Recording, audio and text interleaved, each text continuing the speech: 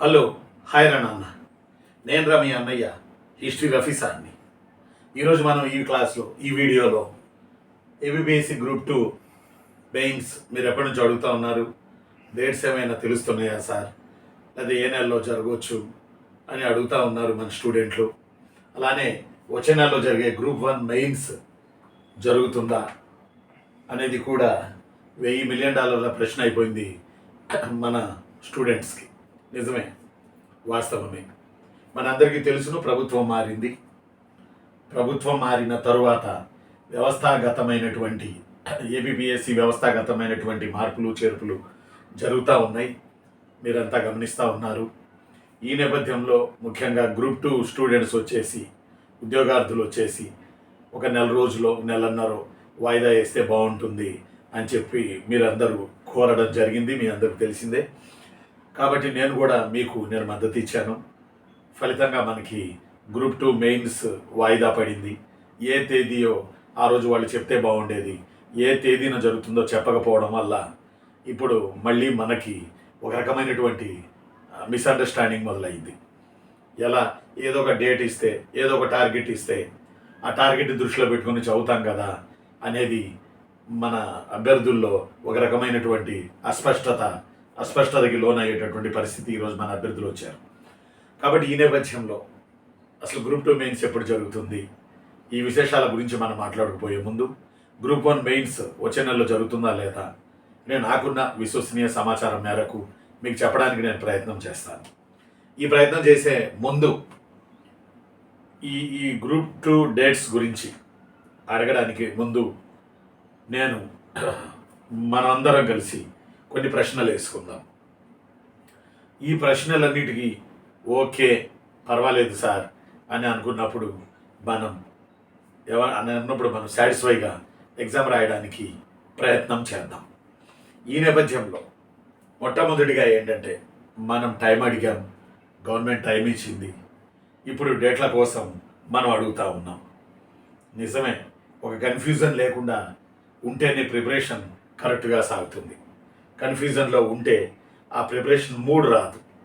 ఎందుకంటే నేను కూడా అనుభవించినామండి. కాబట్టి ఇక్కడ ఇంపార్టెంట్ పాయింట్ ఏంటంటే, మనం వచ్చినటువంటి అదనపు సమయంలో మనం ఇవి చేయగలిగామా అనేది ఒకసారి మనలో మనం చిన్న ఆలోచన చేసుకొని అప్పుడు ఎప్పుడు జరుగుతుంది మెయిన్స్ అనేది ఒక అంచనాకు వద్దాం. అయితే ఈ నేపథ్యంలో ముఖ్యంగా మనందరికీ తెలిసిన విషయమే ఒకటి, ఇంతవరకు 4 సబ్జెక్టులు మెయిన్స్లో ఉన్నాయి. కాబట్టి ఏబిపిఎస్సి గ్రూప్ 2 మెయిన్స్లో ఈ 4 సబ్జెక్టులలో మనం పర్ఫెక్ట్నెస్ వచ్చిందని భావించగలుగుతున్నామా? పర్ఫెక్ట్నెస్ ఈ 4 సబ్జెక్టులో వచ్చిందని భావించగలుగుతున్నామా? అయితే మీకు డౌట్ రావచ్చు, పర్ఫెక్ట్నెస్ ఎవరికి రాదు సార్, ఎవరికి వచ్చింది, ఎవరికి రాదు. నిజమే, పర్ఫెక్ట్నెస్ రాపోయినా ఒక తృప్తి అంటూ ఉంటుంది. ప్రిపరేషన్ అయ్యాము, ఓకే పర్వాలేదు, బేషుగ్గా ఉంది అని ఒక తృప్తి ఉంటుందిగా, ఒక సిక్స్త్ సెన్స్ ఉంటుందిగా. అది మనలో వచ్చిందా లేదా అనేది ఒకటి ఒక చిన్న ఆలోచన చేద్దాం. ఎందుకంటే వాయిదా పడ్డం మంచిది, పడితే మనం చదువుకుంటాం అనే కోణంలో మనం వాయిదాని కోరాం. కాబట్టి ఇప్పుడు వాయిదా పడింది, కాబట్టి వాయిదా పడి కూడా మనకు క్లారిటీ నెల పైన అయిపోయింది. కాబట్టి ఈ మధ్యలో మనం 4 సబ్జెక్టుల్లో సంతృప్తి ఉన్నామా అనేది ఒకటి మనం ఆలోచిద్దాం. రెండోది, మనం చేసిన ప్రిపరేషన్కి, సిలబస్కి, ఇవన్నీ ఒకసారి మనం చూసుకుందాం. ఈ వీడియో తర్వాత మీరందరూ నేను అడిగిన లేకపోతే నేను మిమ్మల్ని సంబోధిస్తున్నా ఈ యొక్క డౌట్లకి ఆన్సర్లు మన దగ్గర ఉన్నాయా లేదా అని ఒకసారి మనం చెక్ చేసుకోవడానికి ప్రయత్నం చేద్దాం. రెండవ ఇంపార్టెంట్ పాయింట్ ఏంటంటే, మనం చేసిన ప్రిపరేషన్కి ఒక్కసారి సిలబస్ తిప్పి చూసి ఆ సిలబస్కి లింకు కుదురుతుందా, సిలబస్ ప్రకారమే మనం ప్రిపరేషన్ చేశామా లేదా అవుట్ ఆఫ్ సిలబస్ చేశామా, సిలబస్లో ఉన్న అంశాలను ఏమైనా ముఖ్యమైన కాన్సెప్ట్లను వదిలేసామా, ఒక్కసారి సిలబస్ మీరు చేసిన ప్రిపరేషన్ని ఒక్కసారి బేరీజు వేసుకోవడానికి మీరు ప్రయత్నిస్తారని యాజ్ హిస్టరీ ఆఫీసర్గా నేను ఆశిస్తున్నా. 2-3 సార్లు రివిజన్ చేసేసారా ఈ పాటికే? ఎందుకంటే మనం వాయిదా అనుకున్నాం, వాయిదా వచ్చింది, వాయిదా వచ్చి కూడా నెల పైన దాటిపోయింది. కాబట్టి కనీసం 2-3 సార్లు చదివిన పుస్తకాన్ని చదువుతున్నారా, చదివిన పుస్తకాన్ని చదువుతూ రివిజన్ చేస్తున్నారా లేదా? చదివిన పుస్తకాన్ని చదువుతూ రివిజన్ చేస్తున్నారా లేదా, ఒకటికి 10 సార్లు కాన్సెప్ట్ని కన్ఫర్మ్ చేసుకుంటున్నారా లేదా, సబ్జెక్ట్లో కమాండింగ్ వచ్చిందని మీకు అనిపిస్తుందా లేదా అనేది కూడా ఒకటి మనం గ్రహించాల్సినటువంటి అవసరం ఉంది. 2-3 సార్లు మనకి చదివింది పూర్తయిందా లేదా, ఆ తర్వాత అంటే చదివింది పూర్తయిందా లేదా అంటే పూర్తయింది, మళ్ళీ రెండోసారి రిపీట్ చేసామా, మూడోసారి రిపీట్ చేసామా లేదా, ఇవి. ఆ తర్వాత ప్రీవియస్ పేపర్లో ఏమేమి అడుగుతున్నారో ఒకసారి చూసుకున్నామా, ప్రీవియస్ పేపర్లలో ఏమేమి అడుగుతున్నారో ఒకసారి మనం చూసుకుంటే బాగుంటుందేమో, ఏమైనా ఈ నెలన్నరలో మీరు మిస్ చేశారేమో ఒకసారి చూడండి. ఆ తర్వాత సైన్స్ అండ్ టెక్నాలజీ కొత్త పేపర్ అని చెప్పాం. అసలు యాక్చువల్గా ఎక్కువ టైం అడిగింది, పరీక్ష వాయిదా పడింది. ముఖ్యంగా సైన్స్ అండ్ టెక్నాలజీ కొత్త సబ్జెక్ట్ కాబట్టి ప్రిలిమ్స్లో సొసైటీని చూసి భయపడి సైన్స్ అండ్ టెక్నాలజీ ఇలా ఇస్తే ఏంటి మన పరిస్థితి అనే భయంలో నుంచి వాయిదా పడితే మరికొంత కన్స్ట్రక్టివ్గా నిర్మాణాత్మకంగా చదువుతామన్న కోణంలో సైన్స్ అండ్ టెక్నాలజీ మరి ఈ నెలన్నరలో పూర్తయిందా, పూర్తి స్థాయిలో సైన్స్ అండ్ టెక్నాలజీ చదివారు. పూర్తి అంటే ఇంకోటి ఉందేడా, ఎవడూ పూర్తిగా చదవలేరు. పూర్తి అంటే ఆ పూర్తి కాదు, పర్వాలేదు తృప్తిగా ఉంది, ఆమెకు అర్థమైంది, ఈ పెంచిన సమయం వల్ల మనకి కొంత మేలు జరిగింది అనే కోణం వచ్చిందా లేదా అనేది నేను అనడం.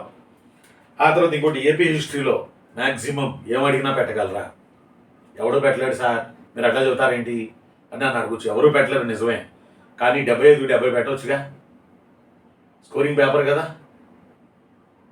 చాలామంది మిమ్మల్ని బిస్కెట్ చేస్తారు, 40 కన్నా ఎక్కువ, 50 కన్నా ఎక్కువ, ఇది ఇంకో పేపర్లో ఇట్లా చెప్తా ఉంటారు. 75కి 70 కొట్టగలరా, ఆ కాన్ఫిడెన్స్ ఏపీ హిస్టరీలో వచ్చిందా, చదివితే అర్థమైంది ఏపీ హిస్టరీ, దానికి పెద్ద సమయం కేటాయించాలా. హిస్టరీ రివిజన్ చాలా మీకు, హిస్టరీ రివిజన్ ప్రీవియస్ వీడియో చాలావా మీకు, ఫుల్ కాన్ఫిడెన్స్ వచ్చిందా లేదా, ఎందుకంటే హిస్టరీ రివిజన్ చెప్తున్నారు కాబట్టి ఫుల్ కాన్ఫిడెన్స్ వస్తుందా లేదా. ఫుల్ కాన్ఫిడెన్స్ వచ్చినప్పుడు ఎస్ టిక్కు పెట్టేసుకోండి. ఆ తర్వాత ఇంకొకటి, మీ ప్రిపరేషన్లో కంటిన్యూటీ ఉందా లేదా. వాయిదా పడిందని చాలామంది వెకేషన్కి వెళ్ళిపోయినట్టు అనిపించింది నాకు ఆ మధ్యలో. ఇప్పటికి కూడా అట్లాగే ఉందేమో కొంతమంది అనిపిస్తుంది నాకు. ఇలాగే వెకేషన్స్కి వెళ్తే కొన్నాళ్ళకి హాలిడేస్లోకి వెళ్ళిపోతారు, మళ్ళీ సబ్జెక్ట్ ఎత్తుకుని చదవాలంటే తల ప్రాణం తోకొచ్చింది. అందువల్ల స్వామి ఒకసారి అర్థం చేసుకోండి, ఈ కంటిన్యూటీ మాత్రం ఎక్కడ జారవిడ్చకండి. వాయిదా వేయించుకున్నప్పుడు దేనికోసం వాయిదా వేయించుకున్నామో, ఎక్కడెక్కడ కాన్సెప్ట్లు మనం తగ్గి ఉన్నామో ఆ కాన్సెప్ట్లను మనం పట్టుబట్టాలి కదా. ఆ కాన్సెప్ట్లను మనం పట్టుబట్టామా లేదా అంటే మీ ప్రిపరేషన్లో అప్పటి నుంచి ఇప్పటి వరకు కంటిన్యూటీ ఉందా లేదా. అది రోజంతా చదువుతున్నారా, 10 గంటలు చదువుతున్నారా, 4 గంటలు చదువుతున్నారా, అట్లీస్ట్ 2 గంటలు చదువుతున్నారా, మీకున్న వివిధ వర్క్లను బట్టి ఏమో, ఏదైతేమి కంటిన్యూటీ మాత్రం మీరు వదలలేదని నేను అనుకుంటున్నాను. అలానే ప్రతి సబ్జెక్టులోనూ కాన్సెప్ట్లు ఉంటాయి. ఆ కాన్సెప్ట్లు మీకు ఎంతవరకు అర్థమైందా మీకు. అది ఎకానమీ కావచ్చు, సైన్స్ అండ్ టెక్నాలజీ కావచ్చు, సైన్స్ అండ్ టెక్నాలజీలో పాలసీస్ కావచ్చు, ఏమైనా కానీ ఆ కాన్సెప్ట్లు మీరు పసిగట్టగలిగారా. ఎగ్జామ్ డేట్లు వస్తాయి, కావాల్సిన ఎగ్జామ్ డేట్లు కాదు మనకి, పరీక్ష రాయాలి, పరీక్షలో మనం కొట్టేయాలి. మీరు అనొచ్చు ఎగ్జామ్ డేట్లు ఇస్తాను కదా పరీక్ష రాసేదని, కరెక్టే, మన టార్గెట్ డేట్లు కాదు, మన టార్గెట్ జాబ్.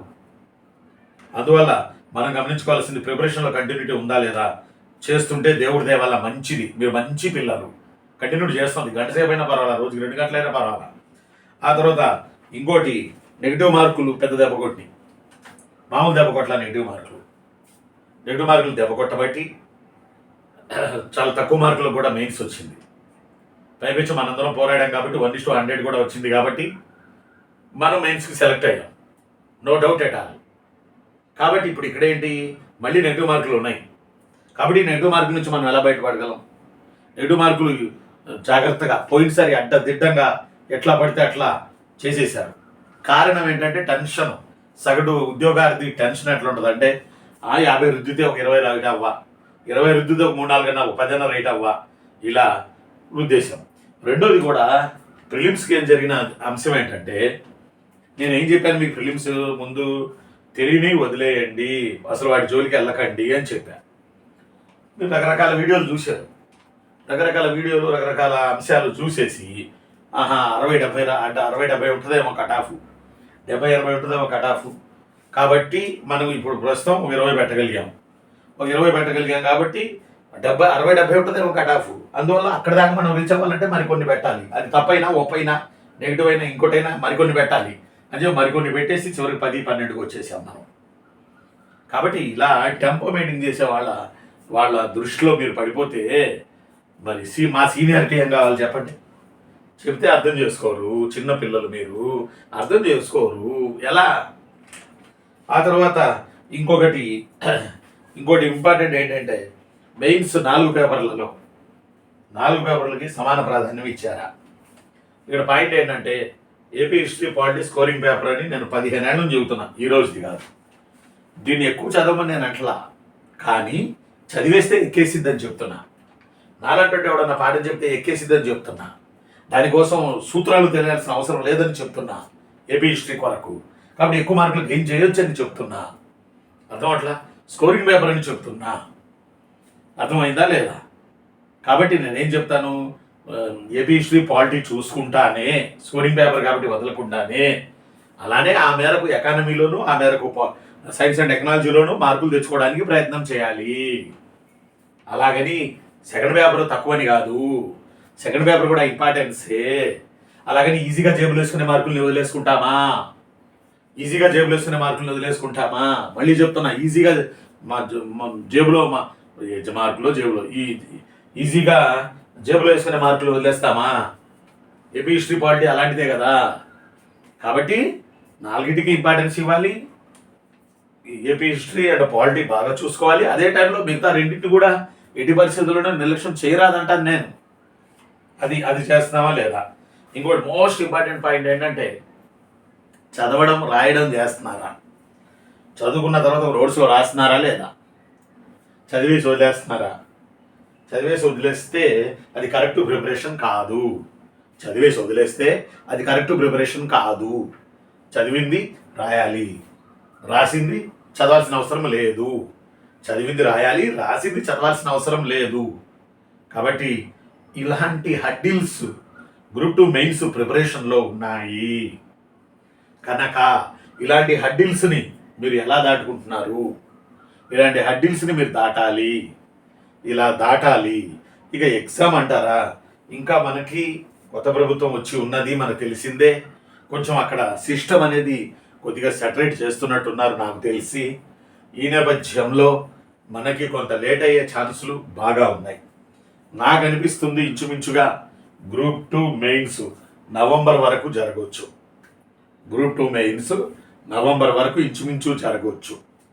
ఈ మధ్యలో తొందరగా ప్రభుత్వం తీసుకునే నిర్ణయాలను బట్టి కొద్దిగా ముందు జరగవచ్చు. కానీ ఇది ఆగస్టు కదా, ఆగస్టు, సెప్టెంబర్, అక్టోబర్. కాబట్టి అక్టోబర్ ఎండింగ్ కానీ నవంబర్ ఫస్ట్ వీక్ కానీ గ్రూప్ 2 జరగవచ్చు, మెయిన్స్ జరగవచ్చు.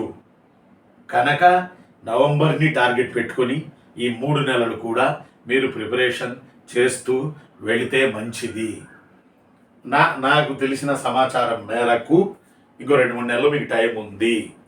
అలాగని చెప్పి మరీ లేట్ అవుతుందని చెప్పి మళ్ళీ ఈ మధ్యలో ఇప్పుడు దాకా ప్రిపరేషన్ అయ్యి మళ్ళీ మీరు అటు ఇటు వేరే మార్గాలను ఎంచుకోవద్దు.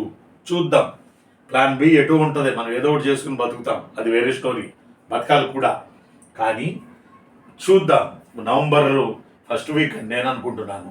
నవంబర్లో జరుగుతుందా లేకపోతే అక్టోబర్ 15 నుంచి జరుగుతుందా చెప్పలేం. కానీ గట్టిగా ఆగస్టు, సెప్టెంబర్ అయితే మన చేతుల్లో ఉంటుంది. అక్టోబర్ కూడా కొంతకాలం మన చేతుల్లో ఉంటుంది. కాబట్టి నవంబరే అని నేను కన్ఫామ్గా చెప్పలేను. అక్టోబర్ 15 నుంచి ఏ క్షణమైనా పరీక్షలు జరిగే ఛాన్సులు ఉన్నాయి, ఒక అంచనా. కాబట్టి దీన్ని బట్టి మీరు హాయిగా ఇంకా స్ట్రాంగ్గా ప్రిపేర్ అవుతూ వెళ్తారని నేను ఆశిస్తున్నాను. ఎందుకంటే ఇప్పుడు ఆగస్ట్ వచ్చింది, ఆగస్టులో సెటరైట్ అయ్యి మీకు వచ్చే నెలలో పరీక్ష అంటే మీరు రాయలేరు కదా. ఎందుకంటే సంసిద్ధంగా ఉండాలి కదా. కాబట్టి వచ్చే నెల September, next October last week కానీ లేకపోతే నవంబర్ ఫస్ట్ వీక్లో కానీ ఇంచుమించుగా పరీక్షలు ఉండొచ్చు. కాబట్టి పెద్ద దూరం ఏం లేదు. మరికొంత రాటు తేలండి సబ్జెక్ట్లో, మరికొంత తేజవంతం అవ్వండి సబ్జెక్ట్లో, మరికొంత ప్రిపరేషన్ని మోసుకెళ్ళండి, ఓర్పుగా కంటిన్యూటీగా తీసుకుని వెళ్ళండి.